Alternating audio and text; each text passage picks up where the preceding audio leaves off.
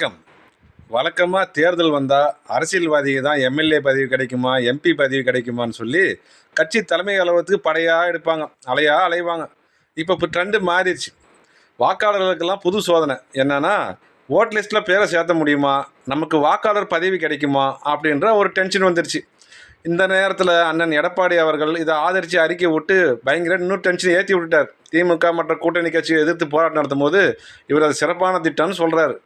அது அவரை பற்றி, அண்ணனை பற்றி சரியாக தெரியாதவங்களுக்கு தாங்க இந்த மாதிரி அதிர்ச்சியெல்லாம் உண்டாகும். அவருக்கு பல பெருமைகள் உண்டு. சிஏஏ அப்படின்னு ஒரு சட்டத்தை ஆதரிச்சிட்டு வந்து முஸ்லீம்களுக்கு ரொம்ப பாதுகாப்பானது, சிறப்பான ஒரு சட்டம் சர்டிஃபிகேட் கொடுத்தவர். அதே மாதிரி இந்தியாவில் விவசாயிகள்லாம் சேர்ந்து போராடின விவசாய வேளாண் சட்டத்துக்கு எதிராக போராடின உயிர் கொடுத்த நேரத்தில் அதை ஆதரித்து விவசாயிகள் ரொம்ப நன்மை பயக்கக்கூடியது, அருமையான திட்டம், நான் விவசாயின்னு சொல்கிறேன்னு சொல்லி பட்டி தொட்டியெல்லாம் பிரச்சாரம் பண்ணி விவசாயிகளுக்கு எரிச்சலடி வச்சவர். ஆனால் கடைசி என்ன ஆச்சுன்னா, விவசாயிகளுடைய போராட்டத்துக்கு பணிஞ்சு மத்திய அரசு அந்த சட்டங்களை வாபஸ் வாங்கும்போது அதை ஆதரித்து அறிக்கை விட்டார். நல்ல வேலை, இந்த சட்டத்தை வாபஸ் வாங்கி மக்களை விவசாயிகள்லாம் காப்பாற்றிட்டீங்கன்னு சொல்லி அப்படி ஒரு பல்டி அடித்தார். அதனால் இவர் எந்த லிஸ்ட்டு வைக்கிறதுன்னு தெரியாமல் விவசாயிகளை கதி கலங்கி போயிட்டாங்க. அதனால் எஸ்ஐஆரை வந்து அவர் எதிர்த்தாதான் ஆச்சரியம், ஆதரிக்கிறது ஒன்றும் பெரிய விஷயம் கிடையாது. அதிமுகவுக்கு யாருக்கும் இல்லாத சிறப்பு தகுதியெல்லாம் உண்டு, அந்தஸ்தெல்லாம் உண்டு, ஒரு சிறப்பு தகுதியெல்லாம் உண்டுங்க.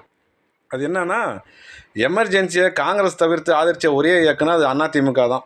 அதனால் இவங்கெல்லாம் நம்ம இப்போ இந்த மாதிரி அரசியல்வாதி கிடைச்சதுக்கு நாமெல்லாம் புண்ணியம் பண்ணியிருக்கணும். ஏன்னா எவ்வளோ பெரிய சிறப்பு தகுதி வாய்ந்த கொள்கை மறவர்கள் மக்களுக்காக எப்படி குரல் கொடுக்குறாங்க போது உடம்பெல்லாம் புல்லரிச்சு போகுதுங்க.